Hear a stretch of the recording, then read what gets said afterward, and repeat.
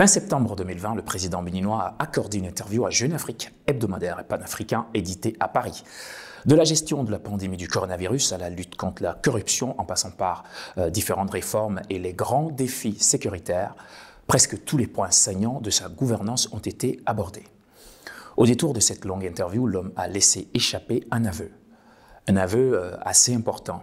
Et voilà, Patrice Talon est impopulaire. Il le sait et il l'assume. C'est fort de cette impopularité qu'il entend désormais conquérir un deuxième mandat, un président atypique qui ne recule devant rien. Jamais de mémoire d'homme, le Bénin n'a connu un président aussi perspicace, incisif, rigoureux et percutant, et toujours à l'affût de la moindre opportunité pour mettre en branle la pleine mesure de son génie. Il faut être Patrice Talon pour faire de son impopularité un atout, un acquis, un moteur de développement. À y voir de près, une réflexion approfondie nous autorise à affirmer que le mot impopularité revêt plutôt une autre consonance dans l'entendement du président béninois.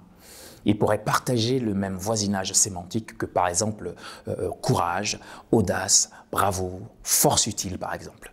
Une sorte de pilule amère comme voie royale du progrès sous toutes ses formes.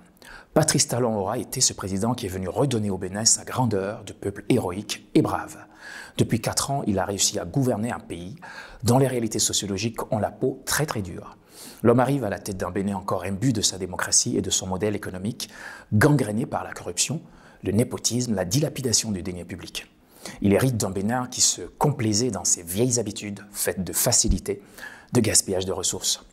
Avant l'avènement du régime de la rupture, le Bénin se regardait dans un miroir et se vantait d'une démocratie frelatée et pervertie par le pouvoir de l'argent qui jusque-là n'a servi qu'à acheter des consciences et façonner des opinions. Le peuple est assez mûr pour savoir si c'est toujours Patrice Talon qu'il lui faut en 2021 pour continuer l'œuvre de développement entamée, ou s'il lui faut s'en débarrasser pour placer sa confiance en un autre homme. Ça, c'est toute une autre question. En tout cas, il y a une vérité qui demeure indéniable à nos yeux. Patrice Talon a réussi à porter ce pays au rang de pays à revenus intermédiaires, et ce n'est pas moi qui le dis. Il a réussi à baliser le terrain pour l'émergence d'une économie prospère, pour des générations de Béninois à venir, mais il porte également ce discutable fardeau d'une franche partie d'hommes politiques désormais dits exilés pour diverses raisons. Je me permettrai certainement de revenir sur le sujet de façon un peu plus éclairée. Toutefois, on peut regretter également sa méthode, cette main de fer impitoyable qui n'épargne personne et qui continue d'engloutir, dirait-on, des milliers de Béninois à qui l'on n'a jamais accordé une seconde chance.